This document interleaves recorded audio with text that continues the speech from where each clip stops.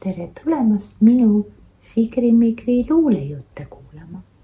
Tänase luuletuse pealkirjaks on jaanipäeva eel. Jaanipäeva eel, ootuses on meel. Tuleb külla poeg, päevi tunde loen. Jaanipäeva eel ärevuses meel, valmib püha toit, lootuses on koit. Ema ikka ema, ootab poegi tema, lähedal või kaugel, ema arm ei rauge. Ema hoolitsus ja arm toetab, kui on elu karm, abiks olla püüab, jõudu appi hüüab, kui see vahel napib, lõpuks ikka klapib.